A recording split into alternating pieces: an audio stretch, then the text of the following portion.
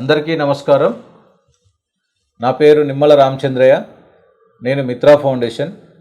ఈరోజు మనం మిత్రా ఫౌండేషన్లో వివిధ కార్యక్రమాలు అమలు చేస్తూ మరియు కేంద్ర రాష్ట్ర ప్రభుత్వాలు అమలు చేస్తున్నటువంటి వివిధ రకాలైన పథకాలని ప్రజలకు అవగాహన చేస్తూ 100 రకాల పథకాలలో భాగంగా ఈరోజు మరొక ముఖ్యమైన పథకాన్ని మీ అందరికీ తెలియజేయాలన్న ఉద్దేశంతో ఈ యొక్క కార్యక్రమం చేయడం జరుగుతుంది.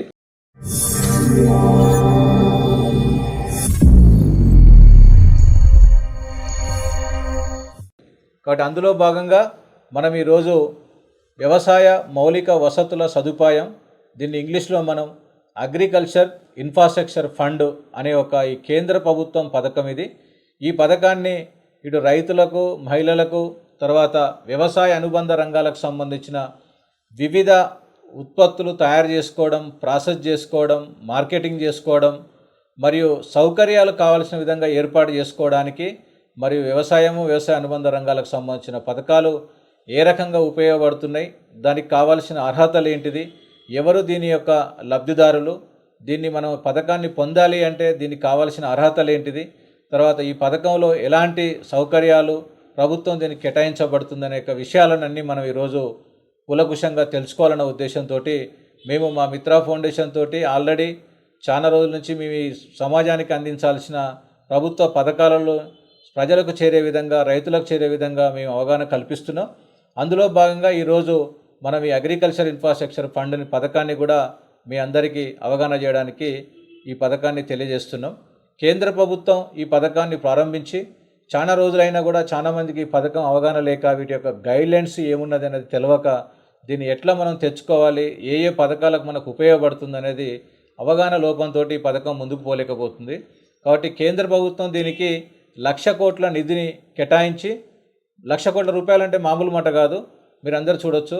కేంద్ర ప్రభుత్వం దీనికి ఒక మంచి సౌకర్యాన్ని కూడా ఏర్పాటు చేసిందని చెప్పొచ్చు. 1,00,000 కోట్ల రూపాయల మూల నిధిని సమకూర్చి దీనికి కేంద్ర ప్రభుత్వమే బ్యాంకులకు గ్యారెంటీగా ఎవరైతే ఈ రుణాన్ని పొందడానికి కావాల్సిన అర్హులు ఉన్నారో వాళ్ళు తీసుకునేటప్పుడు బ్యాంకులన్నిటికీ మనకు గ్యారెంటీలు కావాలి, లేకపోతే మార్టిగేజ్ కావాలి, సెక్యూరిటీ కావాలి, మీకు సిబిల్ ఉండాలి, మీకు ఐటీఆర్ జిఎస్టీలు ఉండాలి అనేక కోణాలతోటి వీటిని ప్రజలకు అవగాహన లేకనో, రైతులకు అవగాహన లేకనో ఇబ్బంది పడేటువంటి రోజుల నుంచి దీన్ని కేంద్ర ప్రభుత్వమే గ్యారెంటీగా CGTMSE క్రెడిట్ గ్యారెంటీ స్కీమ్ని అమలు చేస్తూ ఈ పథకాన్ని అమలు చేస్తుంది. కాబట్టి మరీ ముఖ్యంగా ఈ పథకాన్ని యొక్క రుణ పరిమితి కనీసం మనకు 2 కోట్ల వరకు కూడా దీనికి అర్హత, ఎలిజిబిలిటీ ఉందని చెప్పొచ్చు. ఈ పథకం మరీ ముఖ్యంగా వడ్డీకి సంబంధించిన రాయితీ కూడా ఇవ్వడం జరుగుతుంది. ఉదాహరణకి 2 కోట్ల రూపాయల రుణం తీసుకునేటప్పుడు మనకు 9% వడ్డీ పరిలోకి తీసుకుంటారు. దాంట్లో 3% వడ్డీ ఇంట్రెస్ట్ని మనం ఏదైతే ఉందో వారు సబ్సిడీ కింద కేటాయించడం జరుగుతుంది. దీని రుణ పరిమితి కాలం మొత్తం కూడా 7 సంవత్సరాలకు కూడా దీన్ని పొడిగించి 7 సంవత్సరాల వరకు మీరు తీసుకున్న రుణాన్ని రీపేమెంట్ కూడా చేసుకునే విధంగా మనకు సౌకర్యం కలిగి ఉంది.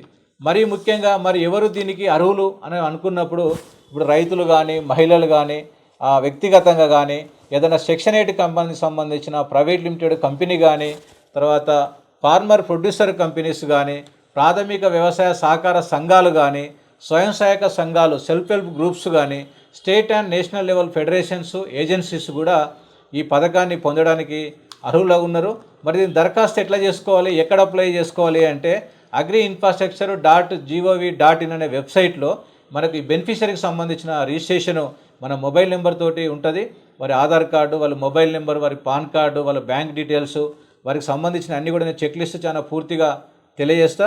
వీటిలో ముఖ్యంగా ఈ పథకంలో ఎలాంటి యొక్క స్కీమ్స్లో ప్రాజెక్టులో భాగంగా ఏర్పాటు చేసుకోవచ్చు అనేది కూడా ముఖ్యంగా పొందుపరచడం జరిగింది. మరీ ముఖ్యంగా గిడ్డంగులకు సంబంధించి గోదాములు ఏర్పాటు చేసుకోవడం కానీ, కోల్డ్ స్టోరేజ్లు ఏర్పాటు చేసుకోవడం కానీ, ఈ ప్యాక్ హౌజులు, ఫెన్సింగ్ సంబంధించిన ఫామ్ హౌజులకు సంబంధించినవి ఇట్లాంటి హౌసెస్ డెవలప్ చేయడము, ప్రాథమిక ప్రాసెసింగ్ యూనిట్లు ఏదైతే మనం ఫుడ్ ప్రాసెస్ ఉంటుందో ఈ ఫుడ్ ప్రాసెస్ ఇండస్ట్రీస్ కూడా మనం ఏర్పాటు చేసుకోవచ్చు.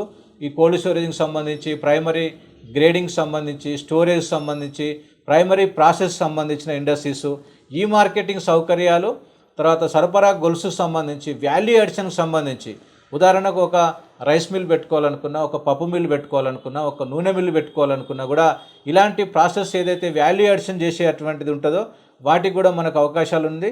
మౌలిక సదుపాయాల పైన, సోలార్ పైన కూడా ఏదైతే మనకు భగవంతుడు ఇచ్చినట్టు ఈ ప్రపంచంలో మనం కొనలేని ఒక సూర్యకిరణాలు, ఈ సూర్యకిరణాలని మనం సద్వినియోగం చేసుకుంటూ సూర్యరశ్మితోటి ఎలా మనము ఈ ఉత్పత్తి అయ్యే పవర్ని, కరెంటును ఉత్పత్తి చేస్తూ ఇటు ప్రభుత్వానికి కూడా తిరిగి ఇచ్చే విధంగా ఈ కార్యక్రమంలో భాగంగా ఏర్పాటు చేసుకోవచ్చు. అదేవిధంగా వ్యర్థ పదార్థాలకు సంబంధించి వర్మి కంపోస్ట్ యూనిట్లు కానీ, తర్వాత బయోకి సంబంధించిన ఆర్గానిక్ మెథడ్లో పండించే వాటిని తయారు చేయడానికి కెమికల్ రూపంలో కాకుండా వీటిని కూడా మనం చేసుకోవడానికి స్మార్ట్ ఐరన్ ప్రాసెసింగ్ యూనిట్ రకరకాల ఈరోజు మనం చూస్తే అనేక రకాల స్మార్ట్ టెక్నాలజీ కూడా అవైలబుల్ ఉంది. ఐటీ టెక్నాలజీకి సంబంధించి వ్యవసాయంలో కూడా ఇట్లాంటి ఐటీ టెక్నాలజీని డెవలప్ చేయడము, తర్వాత ఇన్పుట్ ఉత్పత్తి సీడ్ ప్రాసెసింగ్ సంబంధించి ఏదైతే మనం విత్తనాల ఉత్పత్తులు కానీ మనం ఉత్పత్తి చేసే వాటిని ప్రాసెసింగ్ ఎలా చేసుకోవాలి, సీడ్ ప్రాసెసింగ్ యూనిట్లకు సంబంధించి, నర్సరీలకు సంబంధించి, పునరుత్పత్తికి సంబంధించినటువంటి వాటిని కూడా ఇన్పుట్ సంబంధించిన ప్రాసెస్లోకి తీసుకుపోవచ్చు. బయో స్టిమ్యులేషన్ ఉత్పత్తికి సంబంధించి కూడా బయో ప్రొడక్ట్స్ ఏదైతే ఉందో మీరు తెలిసి ఇలా మార్కెట్లో మనకు సంబంధించిన ఈ ఆర్గానిక్ కాకుండా కెమికల్స్ తోటి చేసే వాటి ఉన్నాయి. కెమికల్ కాకుండా మనం ఆర్గానిక్ ఉత్పత్తులను ఎక్కువ ప్రమోట్ చేయడానికి, వీటి మీద అది చేయడానికి, తర్వాత డ్రై ప్రాసెస్ ఈ శుభ్రం పరచడం, ఎండబెట్టడం, ఆరబెట్టడం, గ్రేడింగ్ చేయడం, డ్రోన్స్ చేయడం, రిమోట్ ఫెన్సింగ్ చేయడం, ఇలాంటి కార్యక్రమాలని డ్రై చేసి ఎలాంటి ఉత్పత్తులు, ఉదాహరణకు మన దగ్గర ఈరోజు చూస్తే ఈ టమాటా డ్రై చేయడం కానీ, తర్వాత క్యారెట్ కానీ, బీట్రూట్ కానీ డ్రై చేయడం, బెండకాయలు, దోసకాయలు ఇట్లా చెప్పుకుంటా పోతే అనేక రకాలుగా డ్రై చేయడం, పౌడర్ చేయడం, ఇలాంటి ఉత్పత్తులను కూడా మనం డ్రై చేసి చేయడానికి కూడా ఇట్లాంటి కార్యక్రమాలు ఉన్నాయి.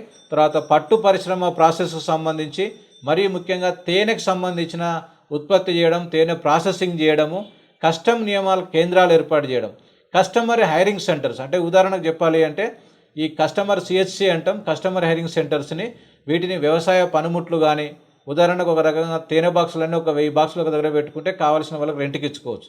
అదే రకంగా వ్యవసాయ పనిముట్లు కూడా అన్నీ ఇప్పుడు ట్రాక్టర్ కానీ, కొడలికి కొంచెం మొదలు పెడితే వరిగోసే మిషన్ వరకు ఒక గ్రామంలో ఒక సెంటర్లో ఒక కస్టమర్ హైరింగ్ సెంటర్ కింద కనుక మనం గుర్తించి అన్ని పనిముట్లు ఒక దగ్గర పెట్టుకుంటే కావలసిన వాళ్ళు రైతులు అందరూ కూడా అక్కడ నుంచి ఆ రెంట్ బేసిస్లో, కిరాయి బేసిస్లో తీసుకెళ్ళి వాళ్ళు వాడుకొని మళ్ళీ తిరిగి అక్కడ ఆ రెంట్ పే చేసి వాళ్ళ పనిముట్లను వాడుకుంటారు. కాబట్టి ట్రాక్టర్ వాడుకోవాలన్నా, వరిగోసే మిషన్లు వాడుకోవాలన్నా, ఒక స్ప్రేయర్ వాడుకోవాలన్నా అందరూ అన్ని కొనలేరు. కాబట్టి మనం రెంట్ బేసిస్లు నడపడానికి కూడా కిరాయి యంత్రాల కోసం ఈ కస్టమర్ హైరింగ్ సెంటర్స్, ఈ వ్యవసాయ పనిముట్లే ఉండొచ్చు, వ్యవసాయ అనుబంధ రంగాలకు సంబంధించిన ఏదైనా కూడా కస్టమర్ హైరింగ్ సంబంధించిన ఇవి కానీ, తర్వాత సౌర సంబంధించిన పంప్ సెట్స్ కానీ, సోలార్ పంపింగ్ సంబంధించి, హైడ్రోపోనిక్ సంబంధించి, పుట్టగొడుగులు, ఏరోనికల్ సంబంధించి, పాలీ హౌజులు, గ్రీన్ హౌజులు, రకరకాల కార్యక్రమాలన్నీ చేయడానికి మనకు దాదాపుగా ఒక 2 కోట్ల వరకు కూడా అవసరం పడుతుంది. కాబట్టి వీటిని మనం ఈ అగ్రికల్చర్ ఇన్ఫ్రాస్ట్రక్చర్ ఫండ్,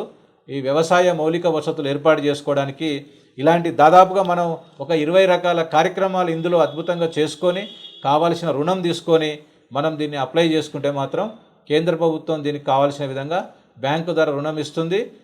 ఈ ఇచ్చే రుణానికి కూడా బ్యాంకుకు మనం మార్టిగేజ్ చేయకుండా మనకు సిజిటిఎంఎస్ స్కీమ్ కింద కూడా దీనికి అవైలబుల్ ఉంది. కాబట్టి ఈ పథకాన్ని సద్వినియోగం చేసుకోవచ్చు. ఈ పథకాన్ని ముఖ్యంగా అప్లికేషన్ చేసుకునే ముందు దగ్గరలో ఉన్న బ్యాంకుని కలవండి. ఆ బ్యాంకుకు సంబంధించిన ఆ వివరాలు, చెక్ లిస్ట్ ప్రకారం కూడా మనకు సంబంధించిన డాక్యుమెంట్స్ అన్నీ అక్కడ బ్యాంకు వారు అధికారులు పరిశీలిస్తారు.